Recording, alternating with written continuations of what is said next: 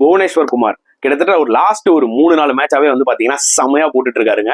அதாவது ஒரு ஓல்டு புவனேஸ்வர் குமாரை நம்மளால பார்க்க முடியுது, அந்த ஒரு ஓல்டு புவியை பார்க்க முடியுதுன்றதான் உண்மையா சொல்லி ஆகணும். அந்த ஒரு ஸ்விங்கு கிடைச்சிருச்சு, அந்த ஒரு மோஜோ இஸ் பேக் கண்டிப்பா சொல்லலாம். சோ ஒரு பக்கம் நம்மளுக்கு மைண்ட்ல ஓடும், புவி இப்போ வந்து பாத்தீங்கன்னா பெஸ்ட் ஃபார்ம்ல இருக்காரு, இவரை ஏன் T20 வேர்ல்டு கப் எடுத்துட்டு போல, எதுக்காக நட்ராஜனை கொண்டு போல, இந்த மாதிரி நிறைய நம்மளுக்கு மைண்ட்ல திங்கிங் ஓடிட்டே தான் இருக்கு, அதுல எந்த டவுட்டும் இல்ல. பட் எஸ்பெஷலி இந்த பர்டிகுலர் மேட்ச் அகைன்ஸ்ட் LSD-யோட வந்து பாத்தீங்கன்னா ஃபென்டாஸ்டிக் ஸ்பெல் போட்டிருக்காருங்க புவனேஸ்வர் குமார். கிட்டத்தட்ட ஒரு மேட்ச் வினிங் ஸ்பெல்னே சொல்லலாம். எல்லாம் அந்த Travis set and Abhishek Sharma அடிச்ச அந்த அடியில வந்து பாத்தீங்கன்னா இதை மறந்துடுவாங்க.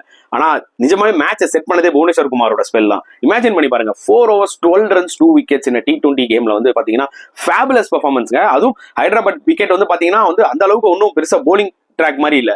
கண்டிப்பா பால் கொஞ்சம் லைட்டா ஹோல்ட் ஆச்சு, பட் நல்ல ஒரு ஃபிளாட் ட்ராக் தான். பட் அதுல அவர் இந்த மாதிரி ஒரு பெர்ஃபார்மன்ஸ் காமிச்சது நிஜமா ரொம்ப சூப்பரா இருக்கு. பிளஸ் கன்சிஸ்டன்டா நல்லா போட்டுட்டு இருக்காரு SRH-க்கு. சோ எனக்கு ரொம்ப பிடிச்சிருந்ததுங்க அவரோட ஸ்பெல். சோ மூவியோட ஸ்பெல்லை பத்தி நீங்க என்ன ஃபீல் பண்ணீங்கன்றத கமெண்ட் செக்ஷன்ல போடுங்க.